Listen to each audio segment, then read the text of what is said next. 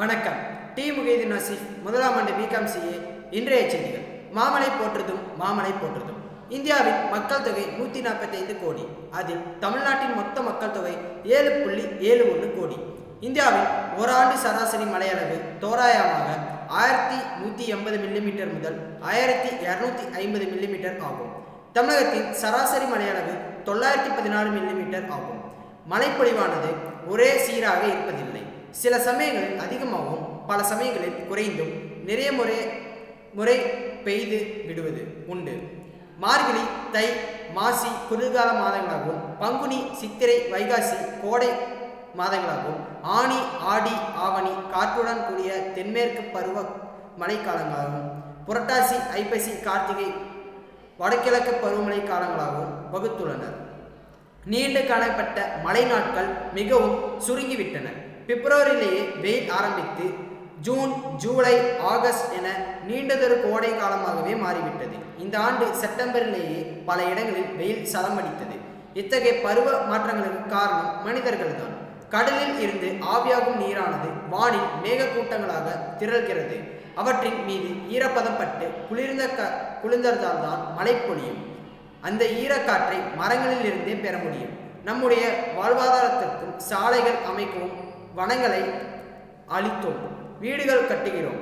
ஆனால் வீட்டுக்கு ஒரு மரம் என்பதை புறக்கணிக்கிறோம். மின்சாதன பொருட்கள் வெளியிடும் குளோரோ கார்பன் வாயுக்களால் சூரியனுக்கும் பூமிக்கும் இடையே படர்ந்த வெப்பத்தில் இருந்து காக்கும் ஓசோன் மண்டலத்தில் ஏற்படும் விரிசலே புவி வெப்பமடைதலுக்கு மிக முக்கிய காரணம். இந்த பருவநிலை மாற்றத்தால் அதிகம் இழப்பது பருவமழையேதான். தமிழ்நாட்டின் ஒரே மாதிரியான மண்வளத்தை கொண்டதும் குறுவை நெல் சாகுபடியை பிரதானமாக கொண்டுள்ள டெல்டா மாவட்டங்கள் சேலம் மாவட்டத்தில் உள்ள மேட்டூர் அணையின் நீரையே சார்ந்திருக்கின்றன. மைசூரில் 19.52 TMC கொள்ளளவு கொண்ட கபினி அணையும், பாண்டியாவின் 124.80 அடி உயரம் கொண்ட கிருஷ்ணராஜசாகர் அணையும் நிரம்பி திறந்துவிடப்படும் உபரி நீர்தான் மேட்டூர் அணையை வந்தடைகிறது. ஆந்திர கர்நாடக எல்லையோரம் அமைந்துள்ள வேலூர் மாவட்டம் வானம் பார்த்த பூமியாகும். இந்த மாவட்டமானது மலைகளால் சூழப்பட்டுள்ளதால் பருவ காற்று காலங்களில் உருவாகும் மேகங்களை தடுத்து விடுவதால் மலைமறையும் பிரதேசம் என்பர். கோடை காலத்தில் அதிக வெப்பம் தாக்கத்துடன் உள்ளாகிறது. அதனால் வேலூரை வெயிலூர் என்றும் அழைப்பர். அந்திமலையில் உருவாகும் பாலாறு கர்நாடகத்தில் 93 கிலோமீட்டர் தொலைவும், ஆந்திராவில் 33 கிலோமீட்டர் தொலைவும் கடந்து தமிழ்நாட்டில் நுழைந்து வங்கக்கடலில் கலக்கிறது. கர்நாடகம், ஆந்திரம் கட்டிய தடுப்பணைகளால் பாலாறு மறைந்து போய் வருகிறது. 2013, 2014, 2015 ஆண்டுகளில் கடுமையான தண்ணீர் பிரச்சனையை சந்தித்தது வேலூர் மாவட்டம். 2015 100 ஆண்டுகளில் இல்லாத அளவில், அதாவது 12 மணி நேரத்தில் 297.1 மில்லிமீட்டர் மழைப்பொழிவை சென்னை பெற்ற காலத்தில் வேலூர் மாவட்டமும் எப்போதும் இல்லாத அளவுக்கு நல்ல மழைப்பொழிவை பெற்றது. மேற்கூறிய எவையும் நிரந்தரமில்லை. நிலத்தடி நீர் அளவும் வெகுவாக உயர்ந்தது. 2008 அன்றைய முதல்வர் கருணாநிதியால் ஒகேனக்கல் கூட்டு குடிநீர் திட்டம் தொடங்கப்பட்டு 2015 முதல் செயல்பட தொடங்கியதால் வேலூர் மாவட்டத்தில் தண்ணீர் பிரச்சனை ஓரளவு தீர்ந்தது. ஆனால் 2023 வேலூர் மாவட்டத்தில் பருவமழை தவறிவிட்டது. 2024 தென்மேற்கு பருவமழை பெய்து விட்டது. தென்னை மரங்களும் மேட்டு நில பயிரான நிலக்கடலையும் இந்த மாவட்டத்தின் பிரதான பயிர்கள். தென்மேற்கு பருவமழையை மட்டுமே நம்பி பயிரிடப்படும் நிலக்கடலை நல்ல மழை இல்லாததால் விவசாயிகளுக்கு பெரும் நஷ்டத்தை ஏற்படுத்தியது. இந்த வருடம் நிலத்தடி நீர் அளவு குறைந்த நிலையில் ஆறுதல் அளித்தது ஃபெஞ்சால் புயல். பல 100 ஆண்டுகளாக நீரே பார்க்காத பாலாற்றில் வெள்ளம் கரை புரண்டு ஓடியது.